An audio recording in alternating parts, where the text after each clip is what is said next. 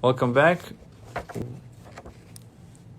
We're learning Ein Yaakov, Attractive Pesachim. The title is Maror, Bitter Herbs. Apropos to getting closer to Pesach, that we ought to eat the bitter herbs. So the Gemara in Pesachim, Attractive Pesachim 39a, tells us, Rava said, what is chazeres? Chazeres today translates to horseradish. But Rava said, what is chazeres is chasa. Chasa translated to modern Hebrew, lettuce. What does chasa symbolize? That the merciful one had pity, because the word chasa in Hebrew could also mean chas. Chas is to have pity, to have mercy on someone. Lachus, lochus, is to have mercy on someone. So chasa, according to Rava, is chazeres. That comes to symbolize as the merciful one had pity on us. Rabbi Shmuel ben Nachmani said in Rabbi Yochan's name, why were the Egyptians compared to Maror, to bitter herbs?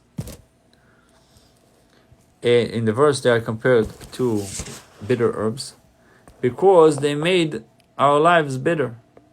They made our lives miserable. It says in the Haggadah, we read it, God willing, this year we're going to read it, it says, Vayimoraru es chayehem, they embittered our lives. So Vayimoraru has the same root as Maror, bitter herbs, which is from the same root as Maror, Exodus 1:14. So to teach you, this whole thing comes to teach us, just as the beginning, the top of this Maror, how does Maror work? The top is soft, while its end is hard.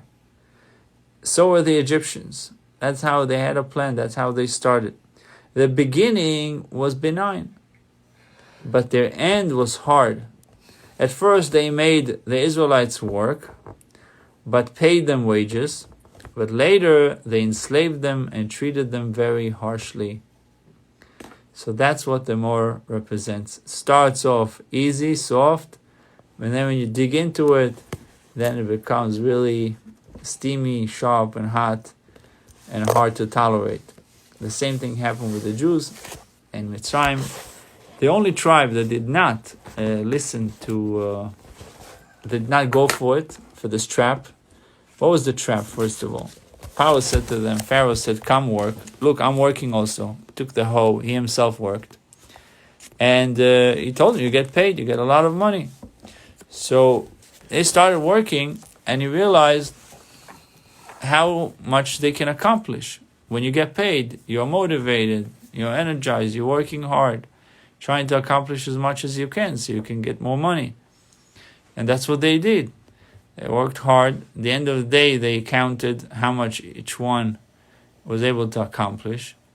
And the next day they said, today, now you have to do it, but you have to have the same quota, the same accomplishment, but without getting paid.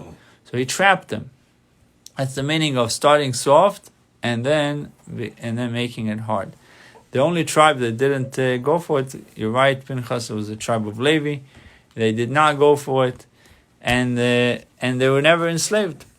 But the Jews that were enslaved actually became more numerous than the Jews that were not enslaved. The tribe of Levi was the smallest tribe at the end. After everything said and done, after the 210 years, the tribe of all the other tribes, when the Torah count them, all the other tribes were larger than the tribe of Levi. So sometimes through the oppressions, through the squeezing and the squashing, you have greater growth than without it. God willing, we'll get to a tremendous accomplishment and achievement without the oppression, without the squeezing. The squeezing should come to an end, and it should just be abundance without it, just a state of redemption, without any kind of negativity. We'll continue, God willing, tomorrow. So